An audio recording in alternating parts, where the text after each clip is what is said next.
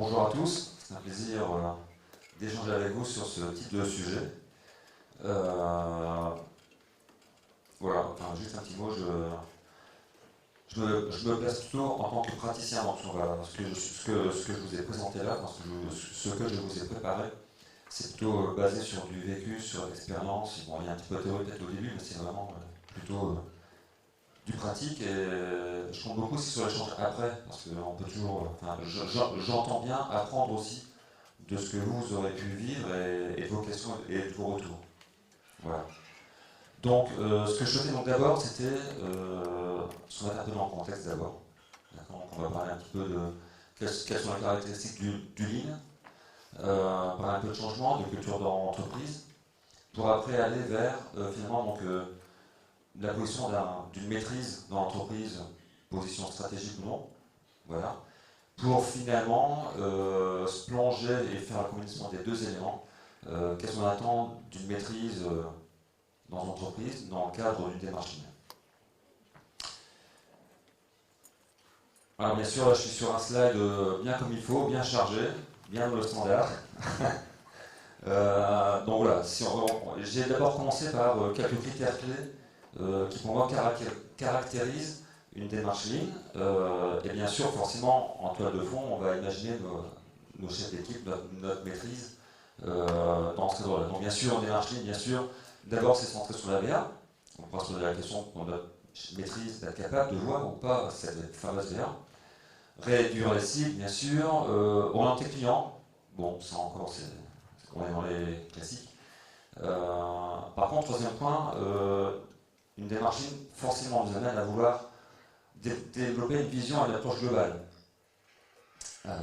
Et c'est aussi donc forcément une démarche progressive qui nous amène à remettre en cause l'existant et à prendre les sujets dans leur globalité. Forcément, on va parler de changement. Autre caractéristique du lean, forcément, c'est aussi le développement de l'autonomie et la responsabilisation de nos équipes. Donc là, on se rend compte que sur ce critère-là, là aussi, le manager aura besoin souvent de développer des compétences. Bon, je ne vais pas forcément tous les lire, vous les aurez dans les slides. Mais dans tout le cas de figure, on a aussi donc un manager qui va devoir développer de nouvelles compétences, parce qu'on lui demandera aussi voilà, de développer de la rigueur, de la discipline. Ce sont des choses qui sont liées à toute démarche lean. Ce n'est pas forcément des choses établies dès le départ. Donc en résumé, lean, c'est bien sûr mesurer, contrôler, communiquer, former, voilà. Et tout l'enjeu, c'est effectivement de faire de notre maîtrise des acteurs clés du changement. Alors, quand on parle du changement, j'aime bien ce schéma-là. Souvent, quand on parle de changement, il y a toujours cette courbe de deuil là, qui est classique. Celle-ci offre une vision un peu différente et tout de suite, on se rend compte que le chef d'équipe ou la maîtrise, par rapport à ça, aura un rôle fort à jouer.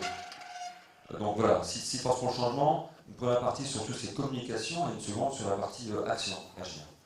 Alors bien sûr, vous savez, hein, pour créer le changement, il faut avoir une vision, communiquer une vision. Donc là aussi, on voit que le chef d'équipe aura un rôle à jouer. Bon, la nécessité vient en général de l'extérieur, donc ça, je ne vais pas trop m'étaler là-dessus. On parle de succès, créer une dynamique. Donc voilà, on va aussi avoir besoin que notre maîtrise ait un rôle à jouer sur cet axe-là.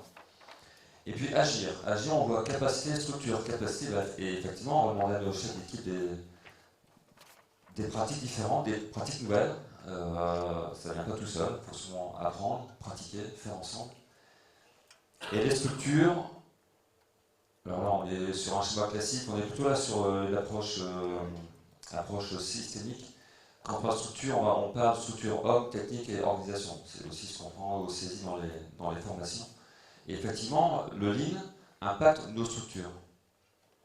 Quelques exemples, bon, c'est pas du tout exhaustif, ce sont quelques illustrations. Mais c'est vrai que déjà sur l'aspect technique, le métier même du chef d'équipe va évoluer, de tous les métiers d'une façon générale. Et puis, on va aussi demander, je prends juste un exemple, mais effectivement, vous mettez en place du lean, donc de la TPM, donc forcément, l'ensemble des structures et aussi les maîtrises va devoir suivre le mouvement. Donc le lean impacte sur la technique même du métier, sur l'organisation. En général, quand on démarre du Lean, quand on responsabilise les équipes, on a souvent des réductions d'échelons hiérarchiques, d'une part. Deuxièmement, c'est vrai que le Lean, c'est mettre la production au centre des activités, pour tous.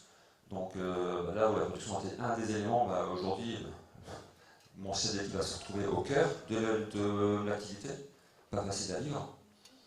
Bon, mise en place du A, c'est un autre élément. Et au niveau des hommes, comme on l'a dit tout à l'heure, un impact Lean, voilà, on l'a dit, c'est responsabiliser, monter en puissance nos équipes, potentiellement perdre le contrôle pour le chef d'équipe, pour la maîtrise. Là où j'étais une personne incontournable, il faut réussir à lâcher du lest et accepter que les équipes poussent, montent. Donc c'est une remise en cause quand même assez forte.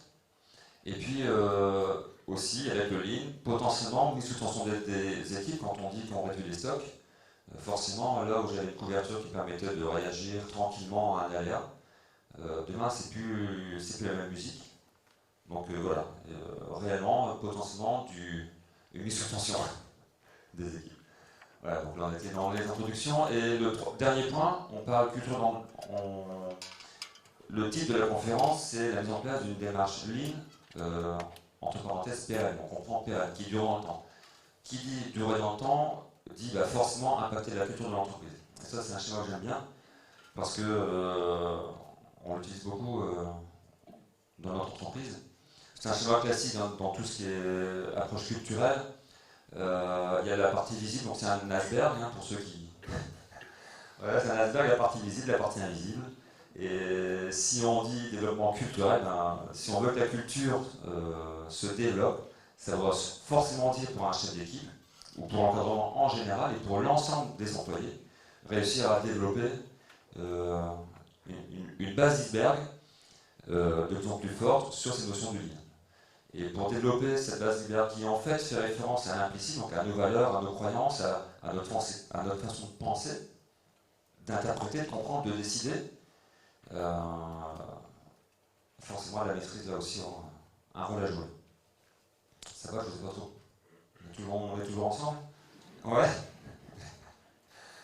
Et voilà, donc on arrive sur, du coup maintenant que cette introduction est faite, et on est un peu dans le contexte, dans l'environnement, et effectivement, est-ce que finalement notre manager de proximité, dans ce jeu-là, dans le jeu de la société, de l'entreprise, est-ce qu'il a une place mineure ou majeure? Alors vous allez dire, tout le monde a sa place, et tous au même niveau. Il est quand même reconnu que le manager de proximité, dans ce cas de démarche, a quand même un positionnement clé, clé. Parce que déjà, un chef d'équipe encadre 20-50 personnes, donc forcément, en démultiplier, il a une incidence, un impact fort et lourd, proportionnellement, pour un manager. Deuxièmement, si on parle de Lean, VA, terrain, là où c'est la valeur, donc le chef d'équipe ou la maîtrise est tout de suite en contact du terrain. Donc on sent que c'est comme dans une équipe de foot, le libéro, il a vraiment une position sur le terrain clé, là où c'est la valeur ajoutée.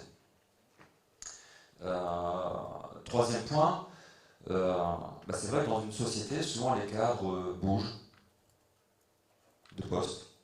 Et c'est quand même la maîtrise qui assure une certaine stabilité. Et tout à l'heure, quand on parlait de culture, la culture, ça prend du temps. On ne veut pas une culture Lean en 3 mois, ça prend 3, 4, 5 ans, ça met du temps à vraiment faire évoluer les équipes. Et donc là, on sent tout de suite que la maîtrise a un rôle clé. On a vraiment besoin de les embarquer. Les deux derniers points sont un peu plus spécifiques. C'est vrai que le manager de proximité, dès l'origine, est légitime de par sa maîtrise du métier. Donc c'est quand même une position où, là encore, le métier est capitalisé. Et puis donc là on va voir ensuite, c'est que dans une démarche Lean, pratiquement à chaque mise en place d'outils ou de nouvelles approches, le chef d'équipe est à toutes les sauces. Il est sollicité, ultra sollicité, on verra ensuite. Et donc, à cette position-là, c'est vraiment un facteur clé de succès. Si on arrive à les embarquer, à revoir même leurs opérations au quotidien, soit ça passe, soit on les surcharge et on les perd. Et notre démarche lean peut capoter. Donc en résumé, là, forcément, manager de proximité, oui, un joueur essentiel dans l'équipe, dans ce cadre-là.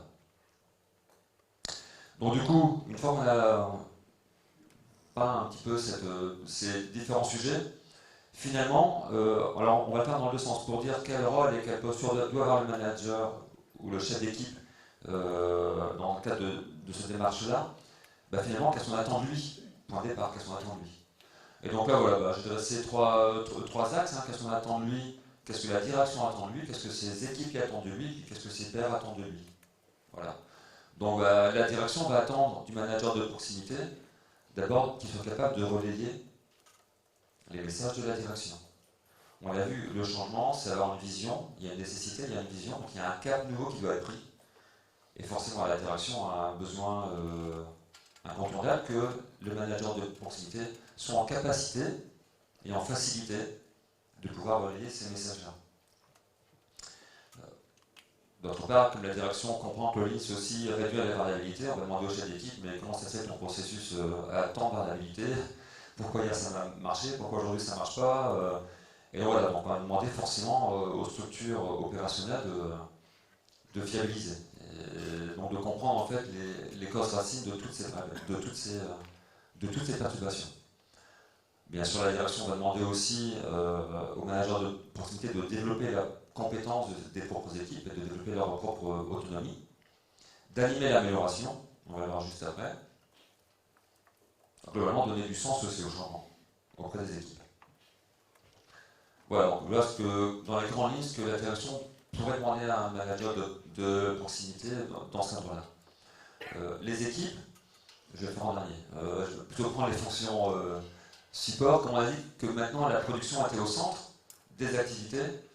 Bah, c'est vrai que les pairs, les fonctions support vont demander au chef d'équipe d'être en capacité de leur expliquer en fait les liens entre toutes les fonctions, toutes les opérations, leur donner une vision globale, holistique de l'activité et des interconnexions ou des relations. Si tu fais ça sur tel domaine, ça a une incidence sur tel point. Et voilà, on essaie de